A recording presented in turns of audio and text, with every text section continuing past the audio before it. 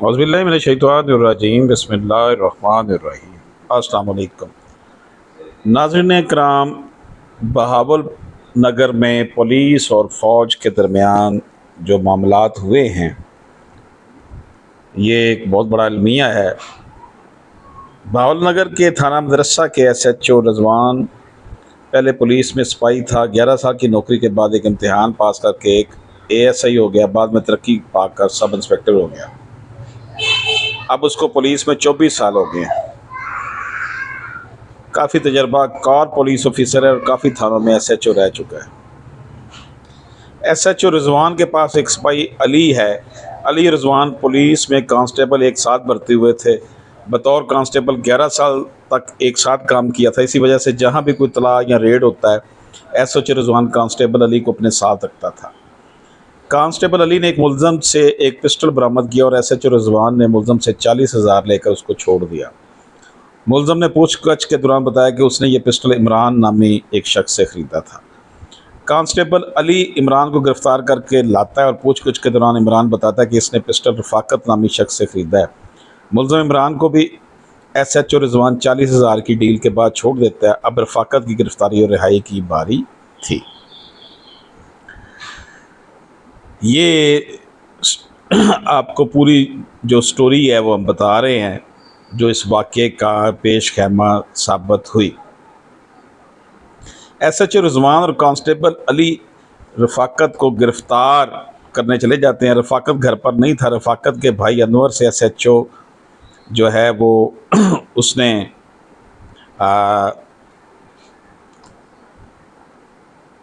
1,00,000 روپے مانگا کہ یا تو رفاقت کو پیش کرو یا پھر 1,00,000 روپیہ ہمیں دو۔ اب یہ آپ کو پتہ ہی ہے پولیس کا، اب میں نے جو آپ کو بتایا 40,000 لاکھ روپے وہ ایک شخص سے مانگ رہے تھے۔ انور نے ہمیں بھر لی کہ دوسرے دن وہ 1,00,000 کا بندوبست کر کے ایس ایچ او رضوان کو تھانے پر دیا گیا۔ دوسرے دن انور سے 1,00,000 کا بندوبست نہیں ہو سکا۔ اس پر ایس ایچ او صاحب بہت ناراض ہوئے اور انہوں نے انور اور رفاقت کو گرفتار کر کے ان کے گھر پر چلے گئے۔ انور کا ایک بھائی پاک فوج میں کمانڈو ہے، وہ بھی اس وقت گھر پر موجود تھا۔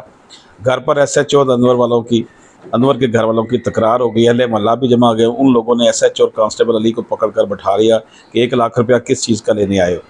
ایس ایچ او رضوان نے 15 پر کال کی۔ 15 سے ایلیٹ فورس کی 3-4 گاڑیاں انور کے گھر پہنچی اور ایلیٹ فورس کے جوانوں نے سب بندوں کو مار کر گاڑیوں میں ڈالا۔ اسی دوران انور کے بزرگ اس کی والدہ اور بھابھی کو بھی مارا گیا۔ اب دیکھیں نا پولیس کا حالات دیکھیں۔ تھانے آ کر ایس ایچ او رضوان نے سب کی اچھی طرح دھلائی کی، یہاں تک کہ انور ورک اور دوسرے گرفتار شدہ افراد کو پیچھے سے پیٹرول بھی ڈالا گیا اور سب کے خلاف کار سرکار میں مداخلت کا پرچہ دے دیا گیا۔ پرچے میں عورتوں کے نام بھی ڈال دیے گئے۔ ڈی پی او صاحب کو بتایا گیا کہ ڈکیتیوں کا ایک گروپ پکڑا گیا۔ ڈی پی او صاحب نے ایس ایچ او رضوان کو کہا کہ ان کو تن کے رکھو۔ ڈی پی او صاحب کے ایسے ایس ایچ او کماؤ پتر ہوتے ہیں اور ان کو ڈی پی او صاحب کی غیر مشروط حمایت حاصل ہوتی ہے۔ پولیس کے بے پناہ تشدد کی وجہ سے انور اور دیگر ساتھیوں جس میں فوج کے حاضر سربست جوان بھی تھے ان کی حالت خراب ہو گئی۔ دوسرے دن انور کے رشتہ داروں نے ایس ایچ او رضوان سے رابطہ کیا۔ رضوان نے ان سے 5,00,000 روپے کا مطالبہ کیا۔ تھانے سے مایوس ہو کر انور کے رشتہ داروں نے ہائی کورٹ میں ریٹ پٹیشن دائر کر دی۔ ہائی کورٹ نے ایس ایچ او کو نوٹس کر دیا کہ ملزمان کو ہائی کورٹ میں پیش کیا جائے۔ ایس ایچ او رضوان نے ڈی پی او کو بتایا کہ عدالت کا ریٹ نہ ہو جائے اور ڈی پی او کی رضامندی سے ملزمان کو تخت مال تھانہ میں منتقل کر دیا گیا۔ تھانہ تخت مال کے ایس ایچ او نے جب دیکھا کہ ملزمان کی حالت خراب ہے اور سارے لوگ پولیس کے تشدد کی وجہ سے زخمی ہیں تو ایس ایچ او تخت محل نے ملزمان کو سول اسپتال بہاول نگر میں چھوڑ دیا۔ جیسے کہ پولیس تشدد کی وجہ سے زخمیوں میں فوج کے جوان بھی تھے، انہوں نے اسپتال سے اپنے یونٹ کمانڈر سے فون پر رابطہ کیا اور یونٹ کمانڈر سول اسپتال پہنچ گیا اور اس کو ساری صورتحال کا وہاں پتہ چلا اور اس نے اپنے سینئر کمانڈ کو بھی صورتحال سے آگاہ کیا۔ فوج کے سینئر افسران نے اسپتال میں زخمیوں سے معلومات لی اور انور کی والد اور بہن کو لیڈ کے جوانوں نے جو زد و کوب کیا تھا اور ان کو لاتیں مارتی تھیں ان سے بھی پوچھ گچھ کی گئی اور بعد میں فیصلہ کیا گیا کہ ان کا بھی وہی حشر کیا جائے جس طرح پولیس نے کیا ہے۔ اس کے بعد فوج کا رد عمل آیا، اس کے متعلق کچھ کہنے کی ضرورت نہیں ہے، سارا کچھ ہمارے سامنے ہے۔ ہر عمل کا رد عمل ہوتا ہے اور یہ فیصلہ آپ دیکھ لیں گے کیا ہوا کہ پھر پولیس جو ہے ایسے واقعات ایسے اضلاع میں ہوتے ہیں جہاں ڈی پی او یا ایس ایس پی صاحبان سائلوں سے دور بھاگتے ہیں، تھانے کا ایس ایچ او سب کچھ کر رہا ہوتا ہے اور اس کو روکنے ٹوکنے والا، لگام دینے والا ڈی پی او اگر اس کے ساتھ کھڑا ہو تو اس قسم کا رد عمل آنا قدرتی بات ہے۔ ناظرین اکرام، آپ دیکھ لیں کہ سانحہ بہاول نگر جو ہے وہ اس بات کی غمازی کرتا ہے کہ ہماری سوسائٹی میں پولیس کس طرح ظلم کر رہی ہے۔ جب ریاست اپنے مقاصد کے لیے پولیس کو استعمال کرے گی تو پھر ہر طرف سے ایسی ہی صورتحال برآمد ہوگی۔ ریاست جب پولیس کو اپنے سیاسی مقاصد کے لیے، اپنے ہر طرح کے مقاصد کے لیے استعمال کرتی ہے تو پھر ڈیفینیٹلی یہی حال ہوتا ہے۔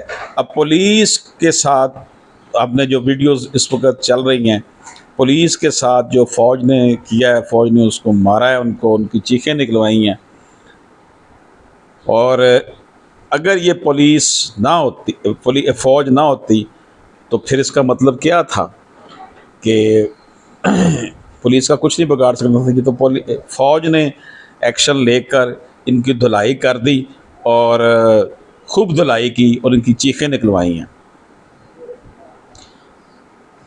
پنجاب پولیس نے آرمی کے حاضر سروس ڈیوٹی سپاہی کے گھر ریڈ کرنے کی غلطی کر لی اور پھر وردی والوں کے گھر آ گئے۔ پنجاب پولیس کے اہلکاروں کو تھانے میں یرغمال بنا کر خوب تشدد کیا۔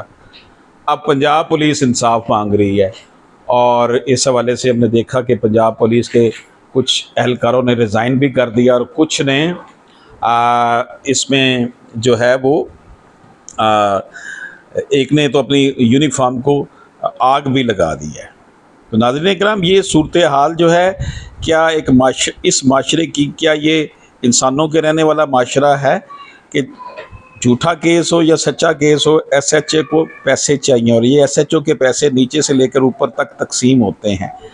تو بیسیکلی یہ جو علاقے کا ایس ایچ او ہے، یہ سارے کا سارا جو ہے وہ ظلم کی بات ہے، اور پولیس کے ساتھ جو کچھ ہوا مناسب تو نہیں ہے۔ پولیس نے دیکھیں لاہور میں وکلا کے ساتھ کتنا برا سلوک کیا، اور اب آپ دیکھ لیں کہ پاکستان میں عدالتی احکامات کے باوجود پولیس جو ہے وہ کیا کچھ کرتی پھر رہی ہے۔ اجازت دیجیے، اللہ حافظ۔